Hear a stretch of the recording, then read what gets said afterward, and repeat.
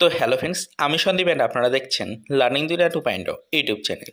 তো ফ্রেন্ডস, আবারও কিন্তু আপনারা যারা প্রাথমিক শিক্ষক নিয়োগ প্রক্রিয়া 2022-এর টেট পাস চাকরি প্রার্থী রয়েছেন এবং আপনারা যারা বর্তমান সিচুয়েশনে দাঁড়িয়ে অধীর আগ্রহে আপনাদের নিয়োগ প্রক্রিয়ার নোটিফিকেশন প্রকাশের জন্য দিন গুনে চলেছেন বা নিয়োগ প্রক্রিয়ার নোটিফিকেশন প্রকাশের দাবি জানিয়ে চলেছেন, মূলত তাদেরকে উদ্দেশ্য করে আজকে 5 তারিখে ডেটে দাঁড়িয়ে আর্জেন্ট এই বিশেষ ভিডিওটা কিন্তু ক্রিয়েট করছি।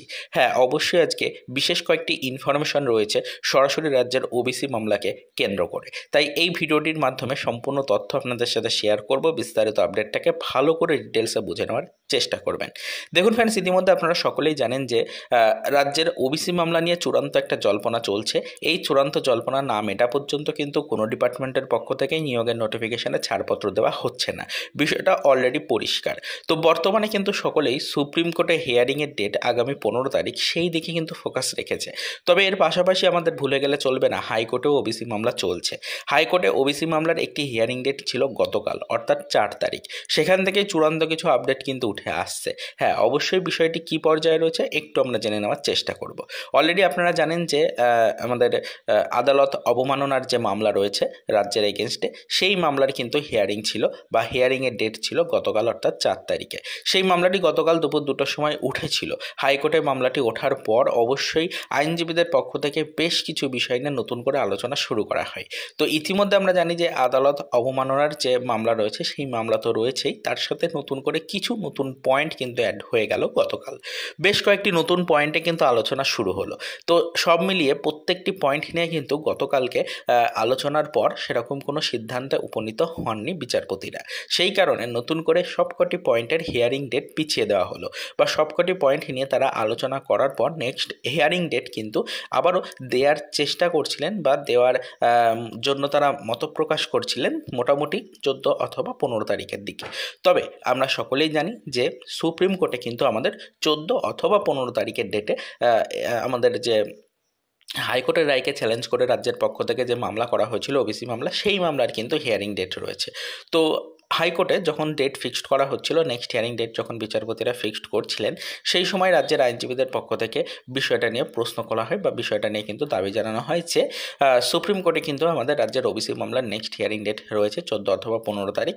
তো যেন এই 14 অথবা 15 তারিখের ডেটটা পেরিয়ে দিয়ে তারপরে কিন্তু নেক্সট হিয়ারিং ডেট যেন দেয় হাইকোর্ট, সেরকমই কিন্তু তাদের পক্ষ থেকে দাবি ছিল।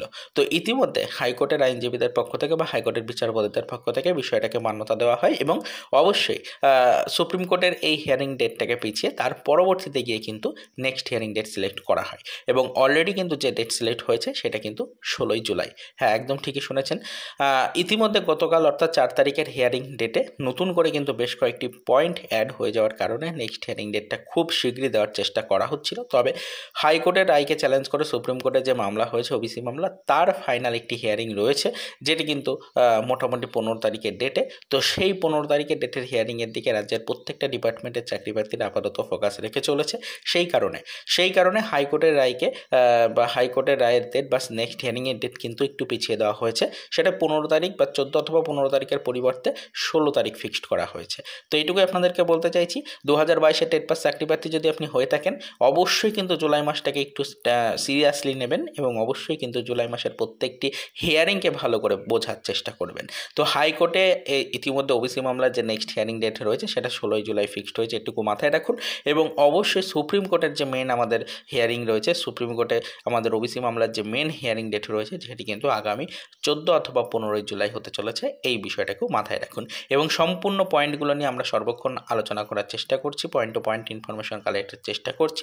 তো আমাদের চ্যানেলের সাথে একটু যুক্ত থাকার চেষ্টা করবেন, আপডেটগুলো সবার ফার্স্ট পেয়ে যাবেন। তো এটুকুই আপনাদের বলার ছিল। এই বিষয়ে এই মুহূর্তে দাঁড়িয়ে আদার্স কোনো ইনফরমেশন আপনাদের দেওয়ার মতো নেই। পরবর্তীতে আমরা এই বিষয়ের উপর নজরদারি রাখবো। যদি কোনো আদার্স আপডেট বা ইনফরমেশন আমরা পাই, অবশ্যই সেটা আমাদের চ্যানেলের ভিডিওর মাধ্যমে ডিটেলস আপনাদের সাথে আমরা শেয়ার করার চেষ্টা করব। তো আবারও তাই পর্যন্তই, চলুন দেখা হবে নেক্সট ভিডিওতে। পরবর্তীতে আবারও আমাদের প্রাথমিক শিক্ষক নিয়োগ প্রক্রিয়া 2022-এর টেট পাস চাকরি প্রার্থীদের জন্য কিছু আদার্স অফিসিয়াল আপডেটের সাথে।